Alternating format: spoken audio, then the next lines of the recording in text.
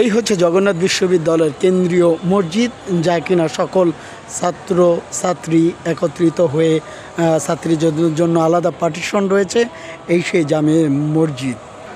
এই হচ্ছে জগন্নাথ বিশ্ববিদ্যালয়ের একমাত্র বোটানিক্যাল গার্ডেন, যা কিনা এখানে সকল ধরনের সবুজের সমারোহ এবং সবুজের প্রকৃতি, যে কিনা নীরবে আমাদের অক্সিজেন দান করে থাকেন। এই একটা আল্লাহর রহমত, একমাত্র গাছের মাধ্যমে নীরবেই আমাদেরকে অক্সিজেন দান করে থাকেন।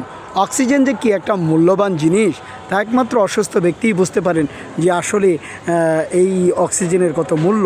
আল্লাহর একটা মহান দান হচ্ছে গাছের মাধ্যমে আমাদেরকে অক্সিজেন দান করে থাকে।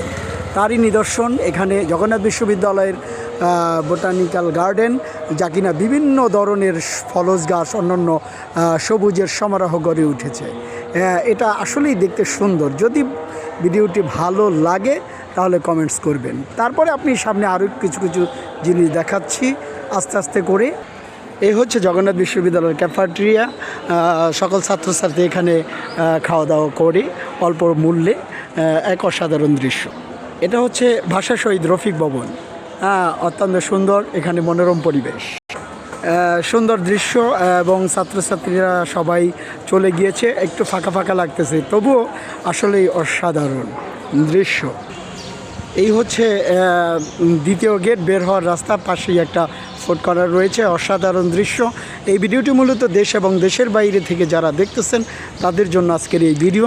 যদি এই ভিডিওটি ভালো লাগে, যারা দেশে আসতে পারেন না, জগন্নাথ বিশ্ববিদ্যালয়ে আসতে পারেন না, তাদের জন্য আজকের এই ভিডিও। যদি ভিডিওটি ভালো লাগে তাহলে আপনারা অবশ্যই লাইক, শেয়ার, কমেন্টস করবেন এবং শেয়ার করবেন। এই প্রত্যাশায় আমি আজকে বিদায় নিচ্ছি। আল্লাহ হাফেজ। ভালো থাকবেন, সুস্থ থাকবেন। এই হচ্ছে সম্মুখবাগ। আসলেই অসাধারণ দৃশ্য, সবুজের প্রকৃতি না দেখলেই নয়। যদি আপনাদের এই ভিডিওটি ভালো লাগে তাহলে লাইক, শেয়ার, কমেন্টস করবেন। দেশ এবং দেশের বাইরে থেকে যারা দেখছেন তারা অবশ্যই সাপোর্ট করবেন, ভালোবাসবেন, শেয়ার দিবেন।